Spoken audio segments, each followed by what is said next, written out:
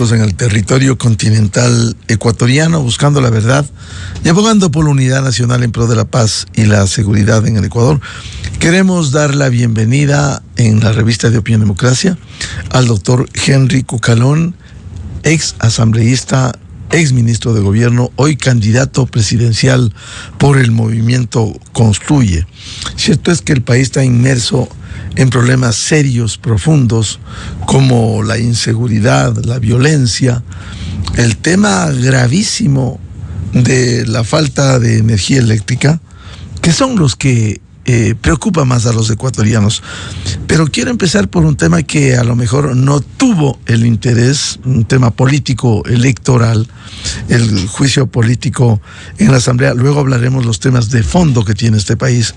Pero dada su amplia experiencia como legislador, ¿cómo vio este juicio político que no haya interesado a los ecuatorianos, a la ministra del Interior, Mónica Palencia, y más aún cuando no hubo los votos para la censura y destitución, los 92 votos, pero sí no ha sido cerrado totalmente, porque el artículo 145 de la Ley Orgánica de la Función Legislativa consagra la posibilidad de la reconsideración, en este caso de la votación, en la misma o en la siguiente sesión, como dice la ley. ¿Cómo ha visto esto, doctor Henry Cucalón? Muy buen día. Muy buenos días. Como siempre, agradecido de la oportunidad de estar aquí en Radio Democracia, y un saludo a todos los seguidores y oyentes. El país está inmerso en una crisis grave, una crisis que afecta desde la falta de provisión de energía eléctrica transversalmente al empleo y a la seguridad. Y dentro de eso, esta semana hubo un proceso de control político. Si la Asamblea lo puede hacer, sí. El tema de fondo es que estaba absolutamente desconectado con las preocupaciones ordinarias. Porque inclusive el tema de la seguridad, donde el gobierno ha cometido aciertos y muchísimos errores, lastimosamente estaba inmerso en un proceso por parte del correísmo de vendetta, porque el tema de México y la embajada no era parte procesal del juicio político. Sin embargo, lo querían utilizar como un efecto distractor. Lo que era un legítimo ejercicio de transparencia y rendición de cuentas para que los ciudadanos sepan cuáles han sido los errores que ha cometido el gobierno últimamente. El tema de las cifras, ¿dónde están los 50.000 detenidos? ¿Qué es lo que se ha hecho con los recursos de los impuestos en materia de seguridad? ¿Qué es lo que ha pasado con los narcotraficantes prófugos que se les escaparon a este gobierno de las cárceles? Los conflictos de intereses que se tienen en el manejo del ISPOL, del Instituto de Seguridad Social de la Policía, se podían perder en un asunto de cálculo político por parte del correísmo y sus famosas vendetas. El resultado es lo que usted conoce y la ciudadanía. No existieron los votos para la censura y destitución de la ministra. Señores, hay que darle la vuelta a la página. El país está en otro problema. Y si se continúa en el problema de la inseguridad, con cifras reales, no en el mundo paralelo que viven otros, señores, siempre habrá momento para control político. Eso sí, liderados los procesos de control político por quien sí tiene credenciales de honestidad y de lucha contra la impunidad, y no de otros que solo quieren favorecer esos protervos intereses. Doctor Cucalón, para cerrar esto y pasar a los temas de fondo, el dejar abierta la posibilidad de una reconsideración. Por la experiencia, me parece que usted estuvo en la Asamblea Nacional cuando cambiaron, recuerdo, el año 2019. Siempre ha existido la figura de la reconsideración por un tema de insistencia en una votación para dejarlo infirme, básicamente en leyes, o si ha existido un error de hecho en el momento, puede existir una equivocación. En un juicio político, en el fondo, es una mañosería para ganar tiempo, para ver qué es lo que puede suceder. Ya el tema es obvio, no existieron los votos. El correísmo no se llevó el trofeo que quiso sacar. No crea que el gobierno la sacó gratis tampoco. El hecho de que la ministra de gobierno hable mejor el español que sus interpelantes que dieron pena, no significa que haya tenido la razón y que haya existido un triunfo del gobierno. Lo que ha existido es un descarte, por así decir. Así que han puesto esa reconsideración. Lo lógico es que haya sido evacuado inmediatamente. Yo, cuando he sido interpelante, cuando he sido fiscalizador y he estado en varios juicios políticos exitosos, no he perdido mi tiempo porque ya la votación está jugada. Hay que seguir adelante. Insisto, no crean que no debe existir un control posterior de las acciones del gobierno, lo cual eso es absolutamente normal. En nuestro caso, quedó clara la posición de que no podíamos hacerle el juego al correísmo en su estrategia de impunidad, ni tampoco, por así decir, aplaudir cosas que deben ser corregidas. Sí, efectivamente se vislumbró y ese fue el discurso que se dio con la posición del Movimiento Construyo. Ni el juego al correísmo, ni tampoco un cheque en blanco por las acciones que cumple este gobierno. Bueno, vamos con el tema de la crisis eléctrica. ¿Cómo afrontar, cómo solucionar esto? Mire, lo que me tiene profundamente preocupado, indignado, así como la ciudadanía, ya echarle la culpa de quién es la crisis energética, no estamos para eso, estamos para ver al futuro, para dar soluciones. El gran problema es la pésima administración de la crisis. Hay mentiras de por medio, por cálculos electorales, por andar pensando en elecciones, no se toman las medidas correctas y a tiempo y no se transparenta la información. La falta de certezas, la improvisación, tiene en un estado de profunda indignación a los ciudadanos. Tratar de decir si va a pasar o no va a pasar, pendiente de una reelección o no, eso, estimados oyentes, maestro, no es lo adecuado. Por más difícil que sea la situación, lo que el pueblo ecuatoriano quiere es luces, quiere un norte, por más difícil que sea. Y le voy a poner un ejemplo. Es el momento adecuado para, sin perjuicio de decisiones correctivas, en el momento, hay muchas, ya las vamos a citar, es el momento de debatir el cambio radical que merece el sistema. Esto hubiera sido impensable hace unos 2, 3 años por la narrativa que tenía el correísmo sobre el tema. Nosotros, y en mi caso particular, vamos a acabar con el monopolio estatal de la provisión y generación de energía eléctrica. Tiene que existir apertura total al sector privado, sin restricción alguna, sin límite alguno. No puede volver a pasar esto. Esos modelos fallidos, ese estatismo, el que cree que el Estado puede hacer absolutamente todo, no va más. Estamos pagando un precio muy alto por ese tipo de prácticas políticas, estatistas que no sirven absolutamente para nada. Es el momento también, y no estoy hablando bajo ningún concepto de privatización, estimado Miguel. Estoy hablando que es el momento de pensar, de delegar la administración también de esas entidades, de esas empresas al sector privado. Delegación de la administración con eficiencia, con capacidad. Es el momento de pensar también en un gran mercado mayorista que permita que la inversión privada, la generación privada, sin límites pueda aportar al mercado. Es el momento también de que exista un sinceramiento del tema de las tarifas eléctricas. Las tarifas eléctricas que esconden inclusive ante impuestos. Debe ser subsidiada para los más pobres solo para efecto residencial. No debe haber ningún tipo de subsidio para el tema comercial e industrial. Eso sí, habiendo la suficiente energía, puede haber una regla de oferta y demanda. Es momento de hablar de los cambios que se tienen que hacer. Esto no solamente de personas, esto es también de modelo. Pero todo esto que hay que hacerlo desde ya, y que yo se lo propuse al presidente de la República hace 2, 3 semanas, que le presenté modificación constitucional, que le presenté la modificación de carácter legal, porque es momento de hacer país, no pensar solamente en las elecciones, en las encuestas y en los cálculos, debe hacerse desde ahora. Aprovecho para indicar, la Asamblea Nacional ahorita se está tratando un proyecto de ley. Le vuelven a poner, así como le pusieron 10 megavatios, le ponen 100 megavatios. No debe haber límite alguno, señores. Y los incentivos no deben ser solamente para las fuentes de energías renovables, para las no renovables, para todos. Estamos en crisis. No podemos seleccionar a quién vamos a dar los incentivos, así como también debe haber una garantía de pago por parte del Estado, una garantía de seguridad jurídica a los privados, a los inversionistas nacionales y extranjeros que van a poner su contingente para este tipo de situaciones. Entonces tiene que haber un cambio conceptual al respecto. Y de la mano, por más difícil que sea, don Miguel, hay que decir la verdad.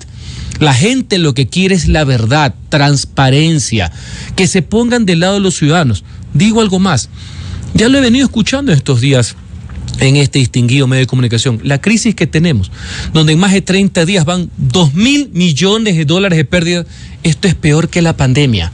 Esto es como la pandemia, el COVID, pero caminando en la calle. Se están perdiendo empleos. La producción está en soletas, los emprendimientos se están complicando. Tenemos que ver y tomar las decisiones de Estado para entrar a la ayuda de los ciudadanos. Debe haber prórroga en el pago de las obligaciones al Estado. No estoy hablando de condonaciones, bajo ningún concepto. Debe haber todo este tipo de medidas de protección social muy parecidas a las que se tomaron en la época del COVID, que usted conoce, en el año 20, principio del 21. El Estado debe entrar al auxilio de los ciudadanos en este tipo de momentos, tanto más que muchas de esas obligaciones que se generan, la gente no puede trabajar justamente por la falta de energía. ¿Cómo va a cumplir con sus obligaciones de todo orden? Es el momento de volver a debatir temas, por ejemplo, como las contrataciones, las modalidades de contrataciones.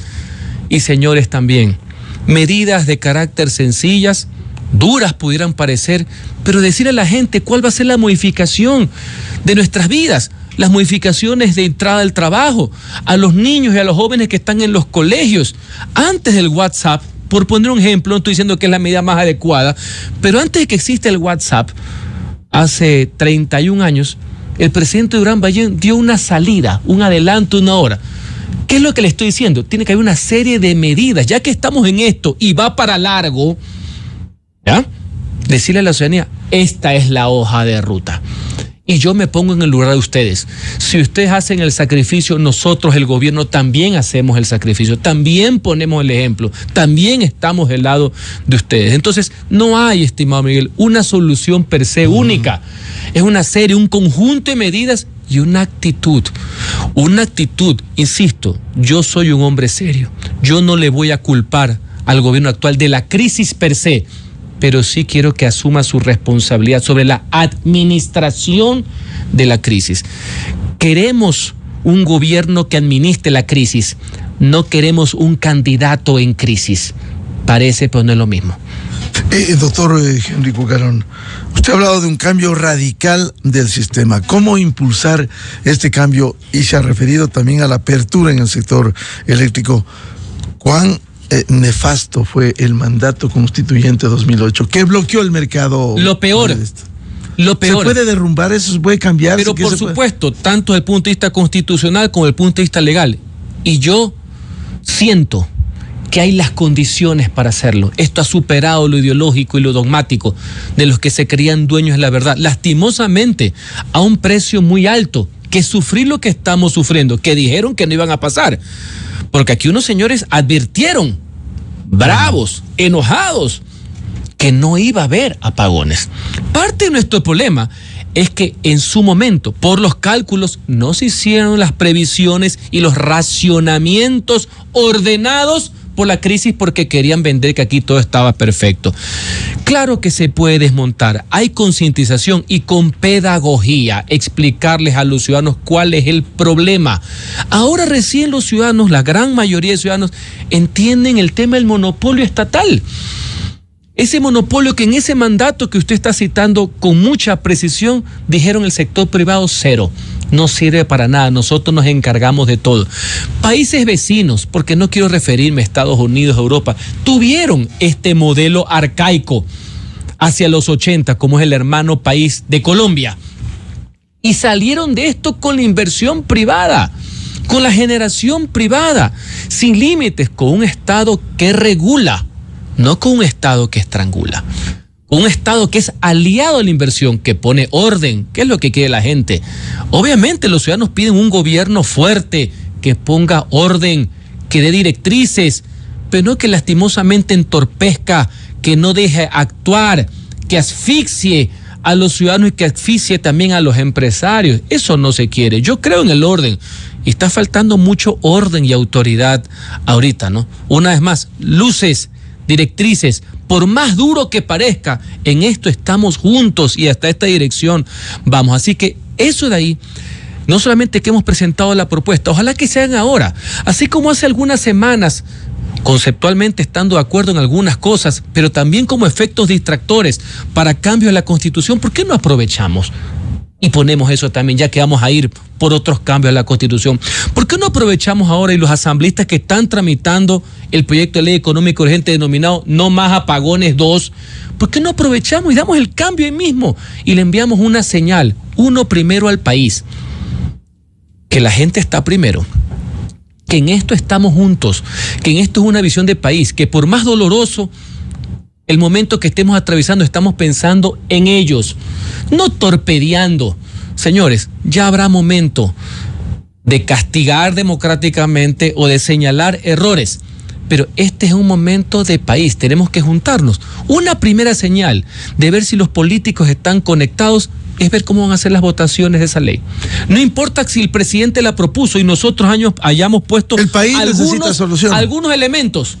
Ya habrá momento, ya lo estamos haciendo, de por qué las equivocaciones del candidato en crisis y no del presidente en ejercicio, que es lo que necesitamos, para corregir lo que quiere hacer sectores, evidentemente que solo le interesa el caos, personas que tienen convicciones de atrasapueblos, que no entienden la lógica y el sentido común, que debemos aunar esfuerzos para salir de esto juntos adelante.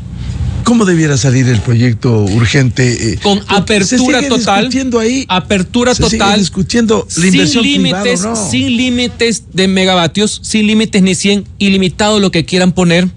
2, con garantías obviamente de pago, con incentivos a las energías renovables y a las no renovables.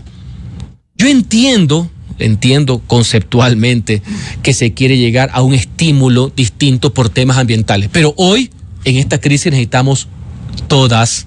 Él está dando 3, 4 temas de fondo que se pueden hacer con la ley y ganando tiempo con modificaciones constitucionales como la que yo propongo, porque está en mi plan de gobierno, que se las trasladé también al presidente, eliminar el carácter de excepcional que tiene nuestra Constitución al sector privado y en la actualidad ser absolutamente diligentes.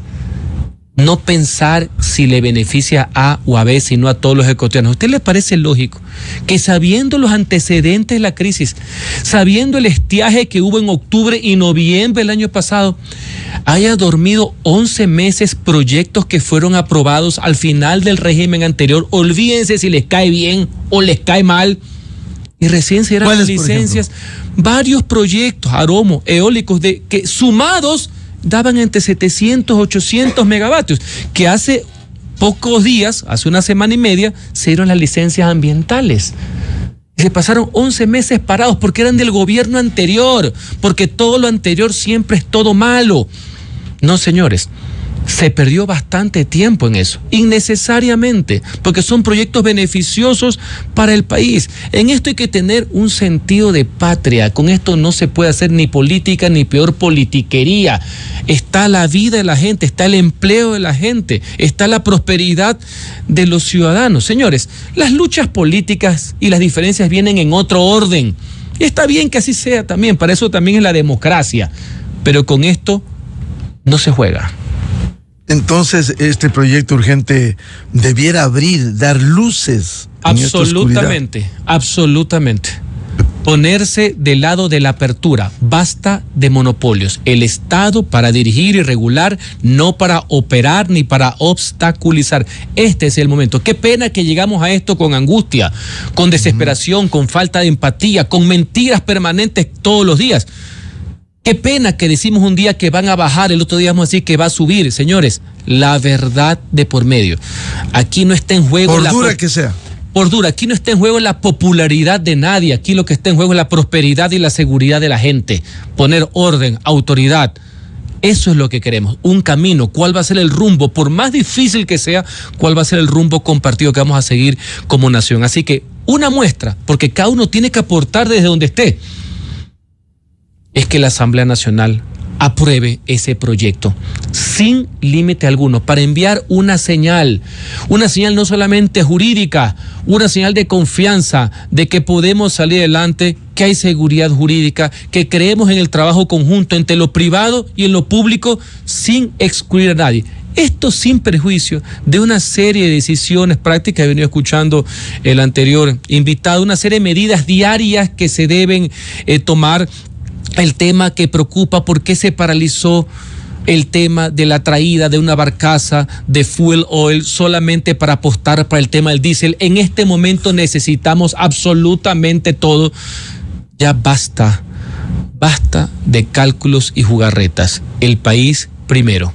Claro, la preocupación es cómo sale ese proyecto cuando todavía hay discursos del siglo pasado que denostan a la empresa privada. Absolutamente. Y cuidado, caemos en los errores que si mañana hay un mal empresario va a generalizar todo. Necesitamos apertura, necesitamos transparencia. ¿Cómo puede ser posible que hasta hace muy poco la empresa privada solo por autogeneración puede hacer hasta un mega?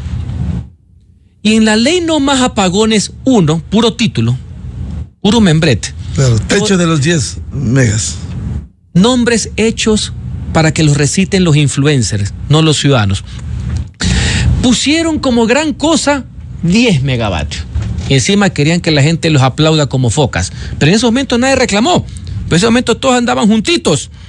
Después de unos meses, cuando ya no podían esconder la gravedad del problema, que tiene varios orígenes, estiajes, procesos anteriores, sistema anquilosado, errores pasados, etcétera. Yo no voy a ser demagogo de pensar que toda la crisis se le imputa al gobierno actual, pero sí la pésima administración de la crisis, y con las advertencias que se hizo en enero por parte del SENACE, las advertencias de abril, pero claro, estamos en consulta popular, las advertencias en junio y en julio. Señores, con esa situación, ahí recién se da cuenta, que el Congreso solo me puso 10 megavatios y le puso límites. Señores, esto es un asunto de fondo. Este es un momento lastimosamente trágico para tomar las medidas necesarias como país. El gobierno nacional, la Asamblea Nacional también y los ciudadanos. Y a la par, quiero insistir en algo, Miguel. Esto es como una pandemia, pero sin estar encerrados, entre comillas, porque estamos encerrados y sin luz.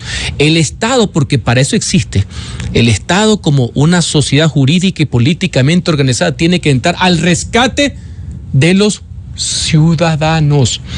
Debemos, inclusive, esto involucrará, y sé que me imagino el gobierno está pensando en eso, temas inclusive de préstamos que se necesitan para ingresar a la economía para poder ayudar a los ciudadanos. Nivel de endeudamiento razonable para poder ayudar como Estado a los ciudadanos, muy parecido a las normativas y a las decisiones que se tomaron en época de pandemia. Señores, hay que decir la gravedad del problema, sin cálculo alguno. Eso es el problema eléctrico, que es importante y angustiante. Y ahora la crisis de seguridad. ¿Cómo enfrentar? Usted fue parte en el gobierno anterior para enfrentar ya esto que se venía y que hoy se ha complicado aún más. Enfrentarse al crimen organizado y al narcotráfico requiere una política de Estado que debe ser continuada, que debe ser mejorada, debidamente financiada de forma permanente. Ahora tenemos temas importantes como que Fuerzas Armadas pueden participar directamente, sin estados de excepción, en seguridad interna, gracias al apoyo del pueblo ecuatoriano en la consulta del mes de abril. Tenemos ahora un nivel de concientización del problema y con eso no se juega. Por eso siempre yo he señalado que la seguridad merece un acuerdo fundamental de mediano y de largo plazo.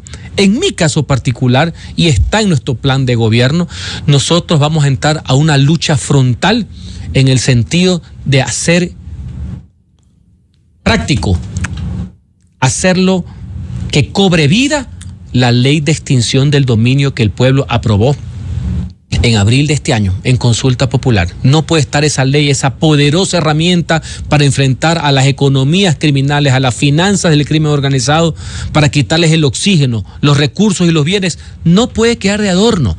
Esa es una de las medidas. Otra de las medidas es declararle la guerra a la extorsión. El Estado debe perseguir todos los delitos, pero hay un énfasis: los que no dejan dormir, que son los delitos contra la vida y contra la integridad sexual. Y en estos delitos contra la vida, el que se ha disparado al 500%, por más que los influencers digan lo que quieran decir.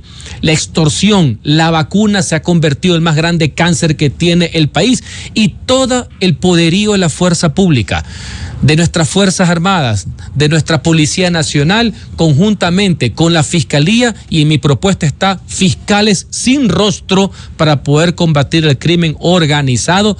Vamos de la mano a declararle la guerra a los vacunadores. Esa es política de Estado número 1, entrar al auxilio de los ciudadanos y de forma también articulada con los gobiernos locales, porque en esto es una sola posición de Estado. Adicionalmente, porque son la suma de varias medidas, estimado Miguel, la suma de varios, no hay una fórmula en sí. También que cobre vigencia como una medida disuasiva y con una clara señal de que el Estado los enfrenta. También pues el tema de la extradición. Es mejor extraditar que se te fuguen, ¿no? Hay una clara diferencia y no solamente semántica.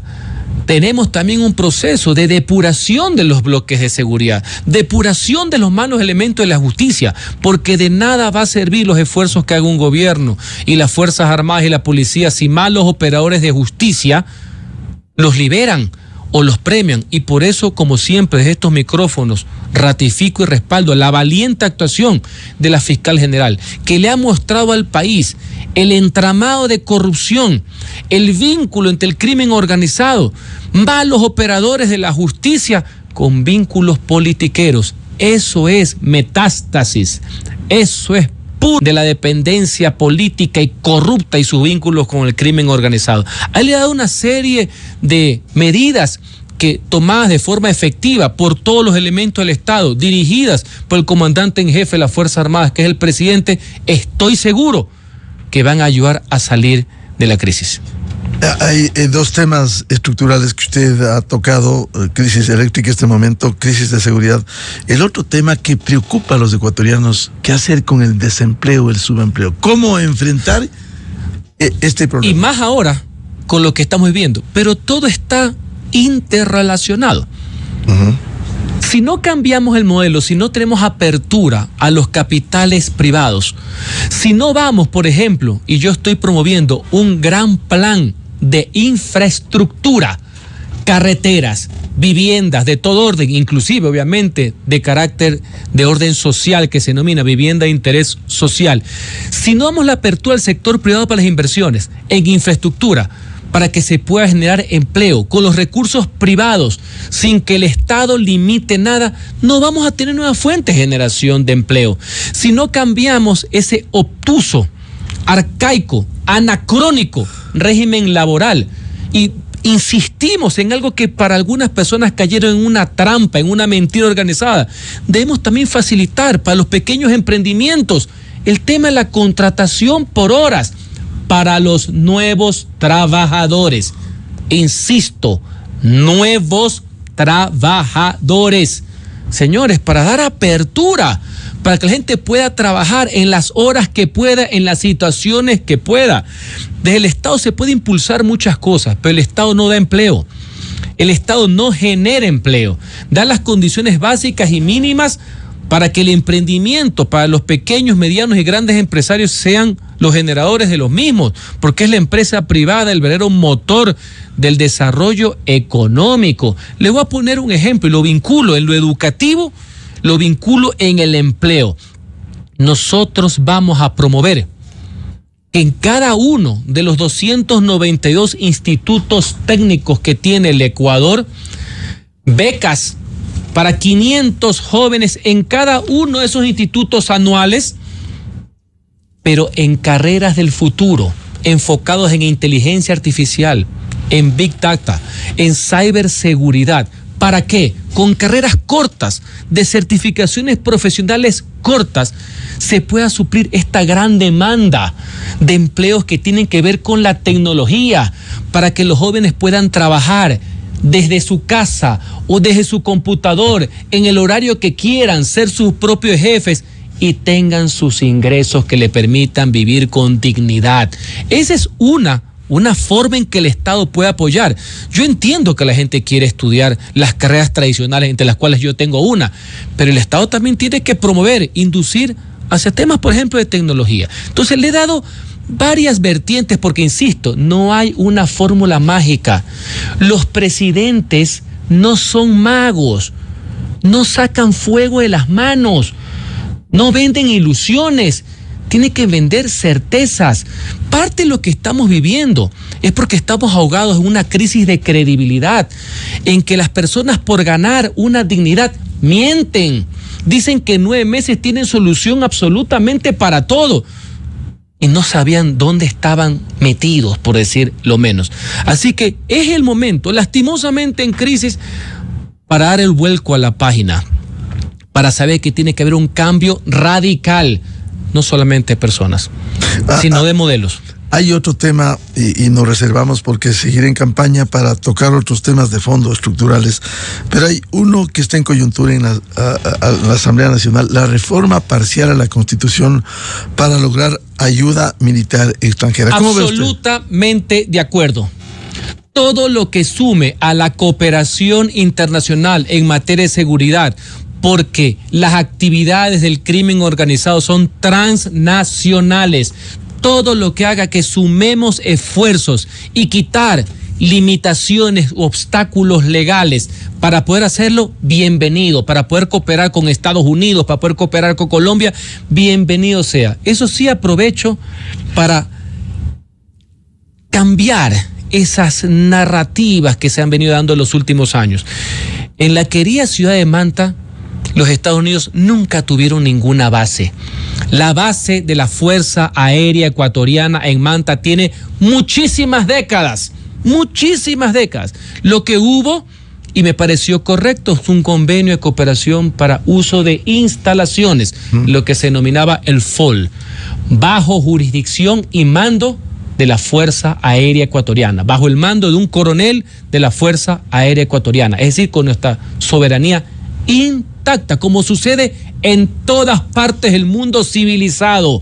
Sucede en muchos países en Europa, convenios de cooperación de uso de bases militares. Por si acaso, porque hay que desmitificar muchas leyendas urbanas que, por más que se repiten, no pueden convertirse en verdad. Ahora bien, con ese antecedente aclarado de que nunca hubo una base norteamericana, bienvenido todo tipo de cooperación para luchar contra el enemigo común, que no está entre nosotros, es el crimen organizado y el narcotráfico. ¿Debe aprobar la Asamblea esto y luego ir a la consulta? Sin duda alguna debe aprobarla, y eso posteriormente pasa a un referéndum, es decir, a la aprobación del pueblo ecuatoriano.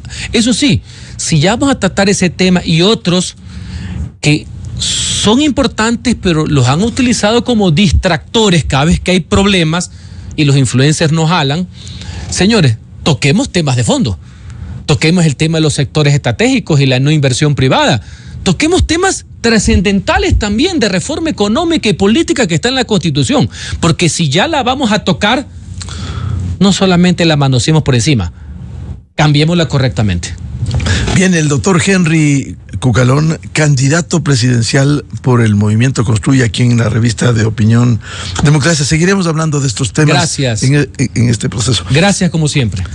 Vamos a pasar al segmento Clarito está con los economistas Vicente Albornoz y Sebastián Oleas, y recomendarles este sábado en el programa Controversia 8 horas. Vamos a abordar precisamente la definición sobre la apertura a la ayuda militar extranjera para enfrentar la violencia e inseguridad del conflicto armado interno. Invitados el general Luis Altamirano, ex comandante del Ejército, el general Juan Carlos Barragán, ex director antinarcóticos de la Policía, y la doctora María Fernanda Novoa, académica y experta en seguridad. De mi parte, les deseo un feliz viernes y feliz fin de semana a todos. Dios mediante, volveremos el próximo lunes a seguir contribuyendo en la búsqueda de la verdad. Muy buen día, felicidades. A la revista informativa Democracia llegan Vicente Albornoz y Sebastián Oleas, conocidos como Los Explicadores.